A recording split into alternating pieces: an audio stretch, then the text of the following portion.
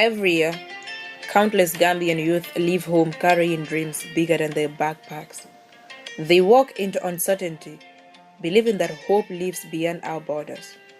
But the road they take, the back way, is a path carved with silence, suffering, and sacrifice. Some return home with stories too heavy to tell, others return with scars too deep to hide. Today, we follow one such young man, Sainey, a migrant returnee, and many like him who have journeyed far only to discover that the hardest journey is the one back home. This is your weekly documentary series, Returning Home, the journey after the journey. Coming your way every Monday at 3 p.m. on Majak Radio 92.2 FM. And I'm your presenter, Mariama Saidi. Narrating this week's documentary is our migration expert, Fatmata Saidika.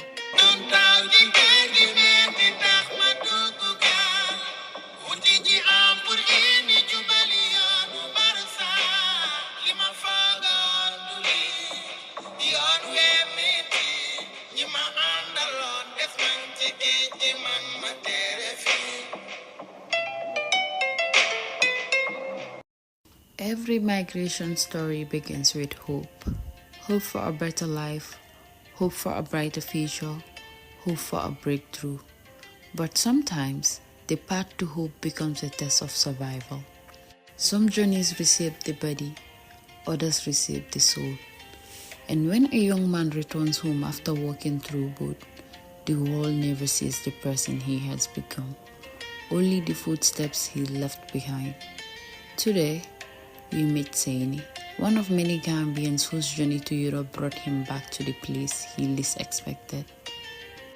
The reason why I left, I went there to go to Europe so that I can have better life, because comparing to here, before it's never my intention to go to Bagwe, but I have been working here for so many years, but still I see no change in my life. It's hand to mouth. If I go to work, what I get if I come home, that's what we eat. So, and I felt like, I cannot continue living like this, because I have a future. I'm going to marry and I need to have a kids. So those kids need education, medical bills, and, so many things. So if I want to continue like this, it will be hard on me.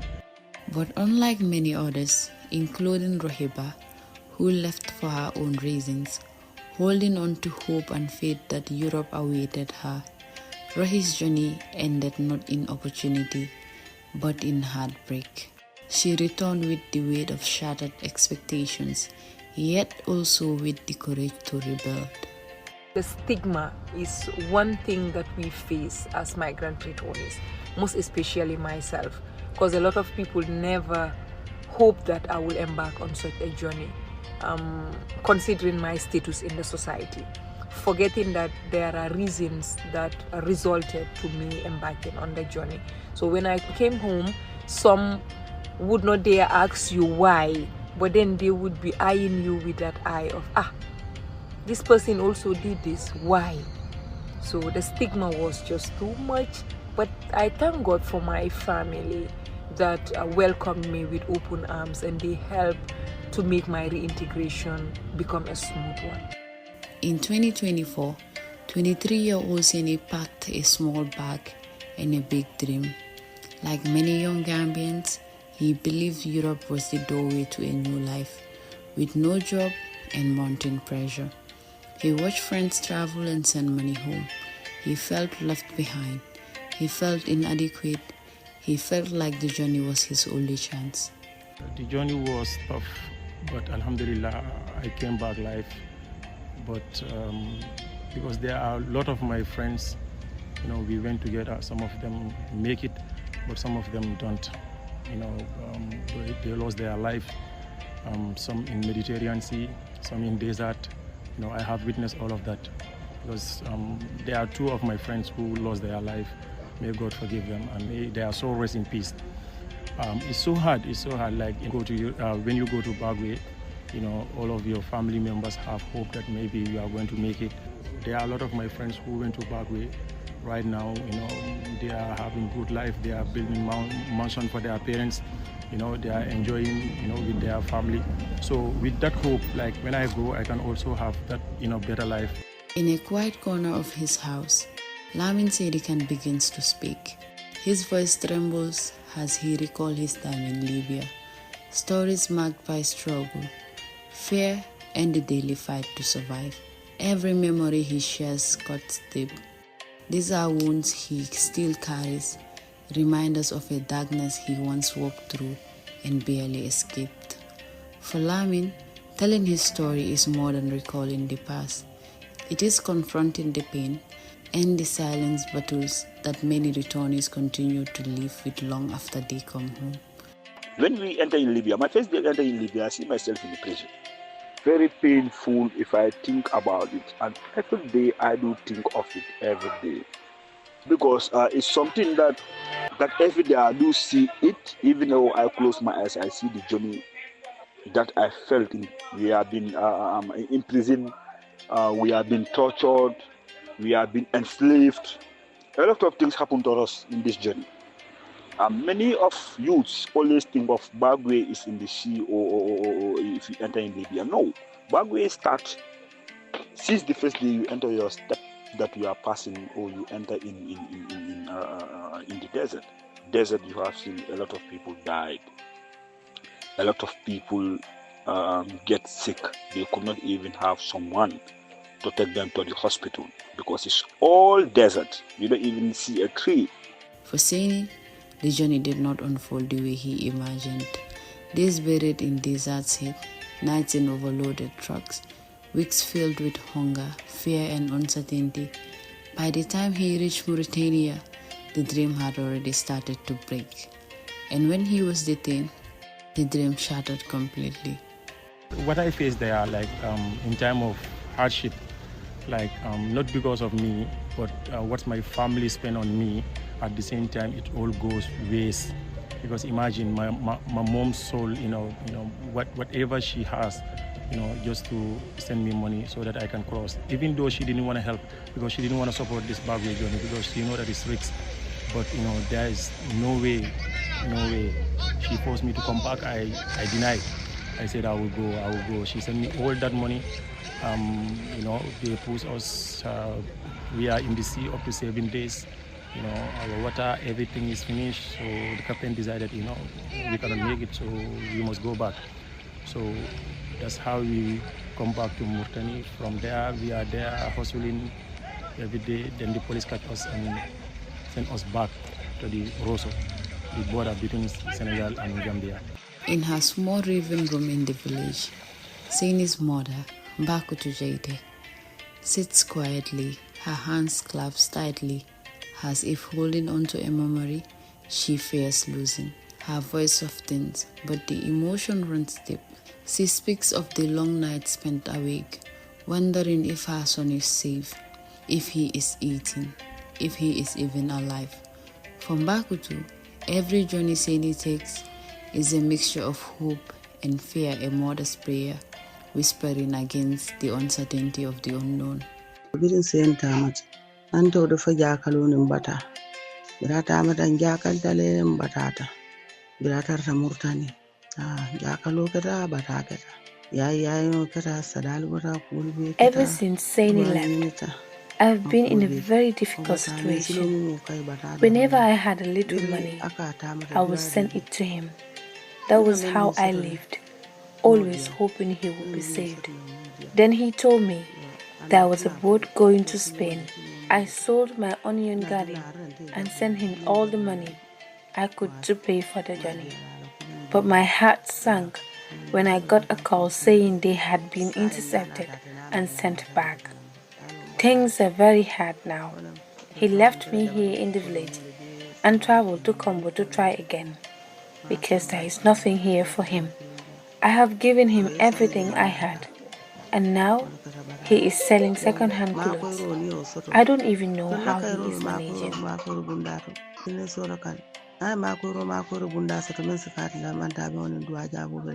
When Sainey finally returned home, the journey did not end. In many ways, it began again. He came back alive, but society expected success, not scars. People whispered, some stared, some joyed, but few understood. People always look at you like you are a failure. It's so hard to live in a society because people see that you go and come back. They will say you are not a man because look at your fellow brothers, they go and make it. They are in Europe right now. You go, you come back because they don't experience about this journey. Across the Gambia, thousands of returnees face the same silent battles: unemployment, trauma, shame, isolation, pressure from family, broken confidence. They measure themselves against those who made it, while carrying experiences they cannot explain. Sitting beneath the dim light of her living room, Fatou Bojang takes a deep breath before speaking.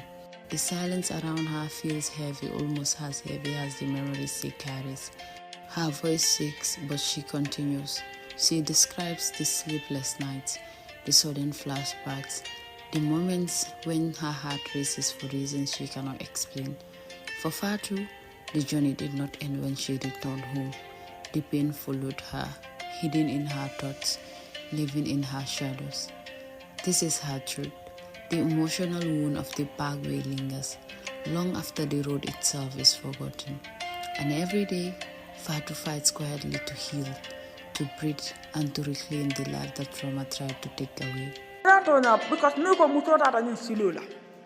To be honest, it hurts me deeply when people talk about women who take the journey.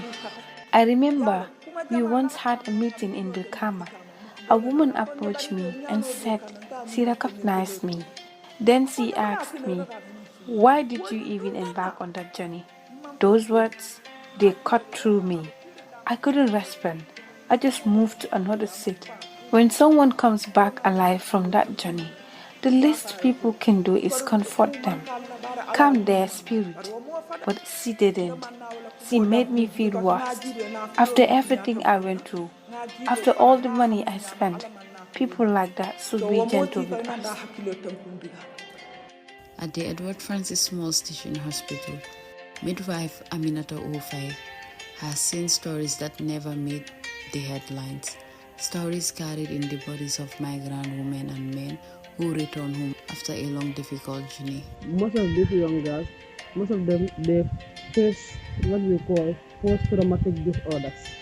Some of them, they also have what we call low self-esteem. And some of them, they may also have organ failures, especially in their reproductive organs. Most of these females, when they come back, they have this funny behavior, especially even their menstrual cycle sometimes are being affected. Some of them, they might have irregular menstruation because most of them, they might have contact with the opposite sex during their journey.